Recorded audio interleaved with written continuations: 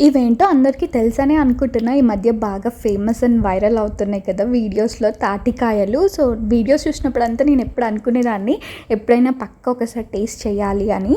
అయితే మా పనాంటి వాళ్ళ ఇంటి దగ్గర చెట్టు ఉంటుందంట. మొన్న అన్నారు ఇట్లా మామిడికాయ జెల్లీ, మామిడికాయ తాండ్రా అంటారు కదా, మ్యాంగో జెల్లీ, అలా తాటికాయ జెల్లీ కూడా చేస్తారంట. తాటి సాప అని అంటారంట దాన్ని. సో, అది చేస్తా అమ్మా అని అంటే సరే అని చేయించుకున్నాము. ఎలా ఉంటుందో అని ఎగ్జైట్మెంట్‌తో వీడియోస్ చూసి చేసుకొచ్చిన తర్వాత టేస్ట్ చేస్తే స్వీట్‌గానే ఉంది. బట్ ఎందుకో చేదు చేదుగా అనిపించింది. సో, ఏదో చేసే ప్రాసెస్‌లో అలా ఉందేమోలే అని అనుకున్నాను. బట్ ఎక్కడ డిసప్పాయింట్ అవ్వలేదనమాట తాటికాయల పైన. సో, కాయలనే ఇంటికి తీసుకొని వచ్చుకొని మనం ఏదైనా వేరే ట్రై చేద్దాము అని వీడియోస్ చూస్తే అందరూ ఇడ్లీలు, రొట్టెలు, గారెలు, బూరెలు అన్నీ చేస్తున్నారు. నాలో ఇంకా ఎగ్జైట్మెంట్ ఎక్కువైపోయింది.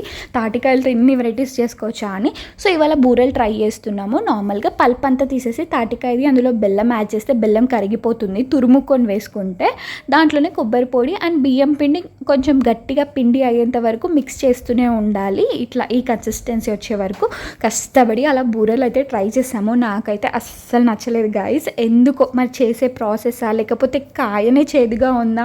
నాకు కాయ స్మెల్ చూడంగానే నాకు ఏదో తేడా అనిపించింది. చేదుగా అట్లా స్మెల్ వచ్చిందనమాట. నాకైతే అస్సలు నచ్చలేదు. వీడియోస్లో అన్ని సూపర్ బంపర్ అని కాకుండా అప్పుడప్పుడు ఇలా జెన్యూన్ రివ్యూ ఇవ్వడం కూడా మీకు నచ్చుతుందని అనుకుంటే ఈ వీడియోకి లైక్ చేయండి. మళ్ళీ కలుస్తా. అంతవరకు బాయ్ బాయ్.